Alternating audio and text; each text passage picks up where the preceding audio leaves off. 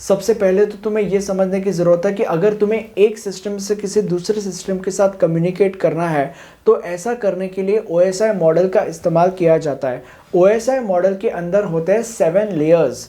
अब तुम्हें ये समझने की ज़रूरत है कि OSI सिक्योरिटी आर्किटेक्चर का मतलब क्या होता है। OSI security architecture basic security services और मैकेनिज्म्स को आइडेंटिफाई करता है और वो ये भी आइडेंटिफाई करता है कि इन सिक्योरिटी सर्विसेज और मैकेनिज्म्स को किन लेयर्स के अंदर इम्प्लीमेंट किया जाना चाहिए। अब ये जो OSI सिक्योरिटी आर्किटेक्चर है वो दो चीज़ों के ऊपर फोकस करता है, सिक्योरिटी सर्विसेज और सिक्योरिटी मैकेनिज्म्स। आज हम सिक्योरिटी सर्विसेज का डिटेल में अभ्यास करने वाले हैं। अब सबसे पहले हम ये समझते हैं कि सिक्योरिटी सर्विसेज का मतलब क्या होता है। सिक्योरिटी सर्विसेज कुछ ऐसी सर्विसेज होती है जिन्हें अलग अलग लेयर्स के अंदर इम्प्लीमेंट किया जाता है और जिन भी लेयर्स के अंदर इन सिक्योरिटी सर्विसेज को इम्प्लीमेंट किया जाता है उन लेयर्स की जो सिक्योरिटी है वो सिक्योरिटी ये सिक्योरिटी सर्विसेज एनहांस कर देते हैं। अलग अलग सिक्योरिटी सर्विसेज होती है और इन अलग अलग सिक्योरिटी सर्विसेज को अलग अलग लेयर्स के अंदर इम्प्लीमेंट किया जाता है या एटलीस्ट ये रेकमेंड किया जाता है कि इन अलग अलग सिक्योरिटी सर्विसेज को अलग अलग लेयर्स के अंदर इम्प्लीमेंट किया जाए ताकि उन लेयर की सिक्योरिटी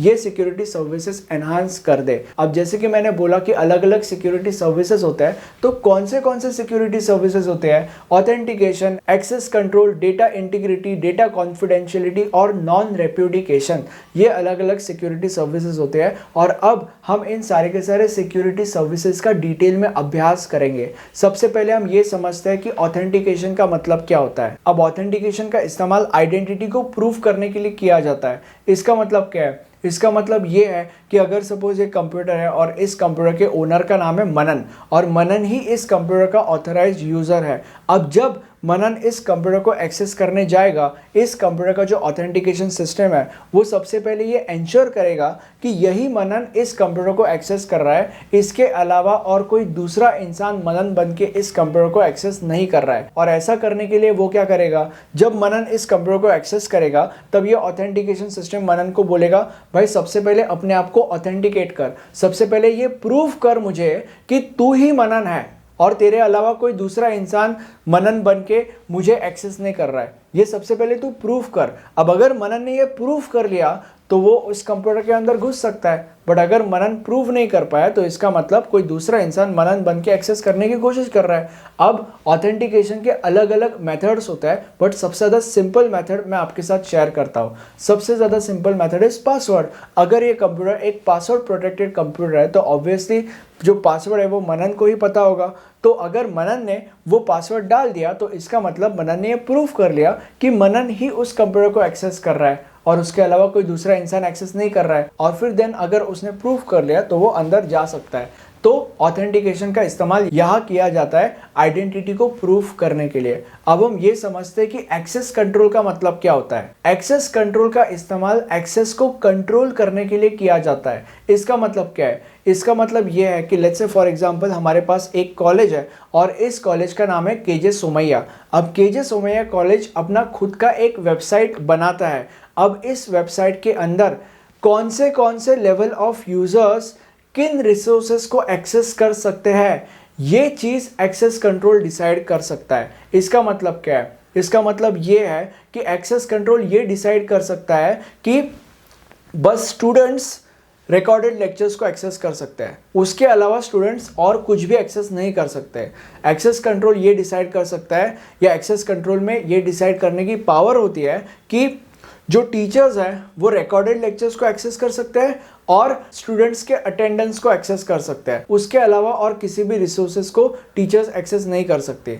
देन एक्सेस कंट्रोल ये भी डिसाइड कर सकता है कि जो प्रिंसिपल है वो रिकॉर्डेड लेक्चर्स को भी एक्सेस कर सकती है, वो स्टूडेंट के अटेंडेंस को भी एक्सेस कर सकती है और वो सारे के सारे टीचर्स के परफॉर्मेंस को भी एक्सेस कर सकती है। तो एक्सेस कंट्रोल का मतलब ये होता है। एक्सेस कंट्रोल बेसिकली ये डिसाइड करता है कि कौन से लेवल ऑफ यूजर्स किन किन रिसोर्सेज को एक्सेस कर सकते हैं। अब हम ये समझते हैं कि डेटा कॉन्फिडेंशियलिटी का मतलब क्या होता है। डेटा कॉन्फिडेंशियलिटी एक सिक्योरिटी गोल है। अगर सपोज हमारे पास ये डेटा है और इस डेटा के ये कुछ ऑथराइज्ड यूजर्स है तो डेटा कॉन्फिडेंशियलिटी ये कहता है कि इस डेटा को सिर्फ और सिर्फ यही ऑथराइज्ड यूजर्स एक्सेस कर सकते हैं। इन यूजर्स के अलावा बाकी कोई भी दूसरे यूजर्स जो ऑब्वियसली अनऑथराइज्ड हो गए वो इस डेटा को एक्सेस नहीं कर सकते, और अगर उनने ऐसा कर लिया तो इसका मतलब this data is no more confidential.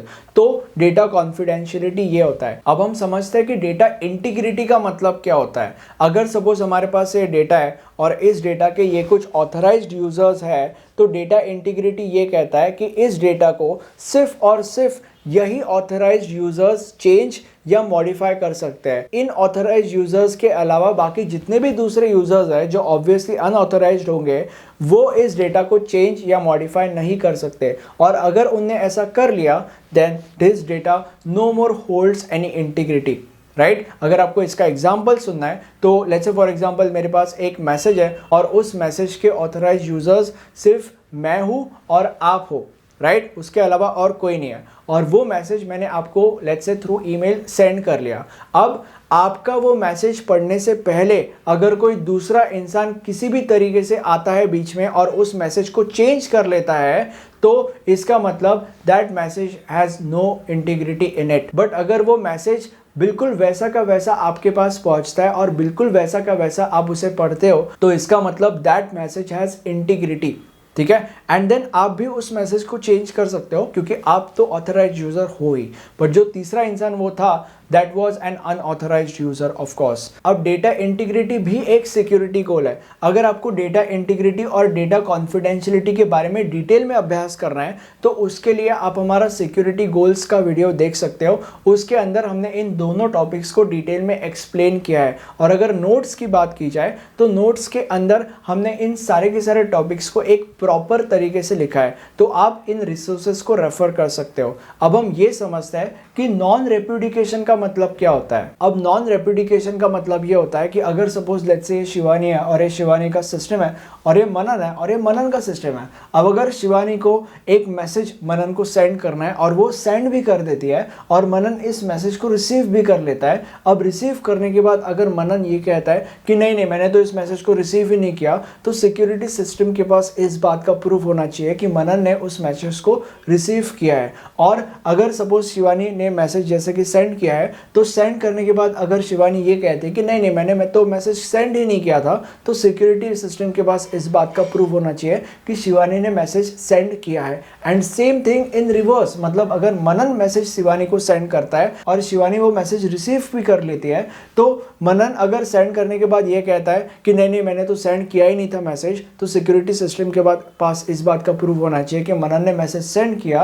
And अगर मैसेज को रिसीव करने के बाद शिवानी ये कहते हैं कि नहीं नहीं मैंने तो मैसेज रिसीव किया ही नहीं था, तो सिक्योरिटी सिस्टम के पास इस बात का प्रूफ होना चाहिए कि शिवानी ने मैसेज रिसीव किया है। तो बेसिकली मैसेज सेंड और रिसीव करने के बाद जो डिनायल ऑफ मैसेज है उस चीज को सिक्योरिटी सिस्टम को हैंडल करते आना चाहिए। अगर सपोज मैसेज सेंड या रिसीव करने के बाद यूजर ये कहता है कि मैंने तो मैसेज सेंड या रिसीव किया ही नहीं था, तो सिक्योरिटी सिस्टम के पास इस बात का प्रूफ होना चाहिए कि उस यूजर ने उस मैसेज को सेंड या रिसीव किया था। अब मेरा एक हम्बल रिक्वेस्ट है कि इस वीडियो को एक लाइक कर दीजिए, और ये हमारा प्लेलिस्ट है, इस प्लेलिस्ट में आपको इस सब्जेक्ट के सारे वीडियोस मिल जाएंगे।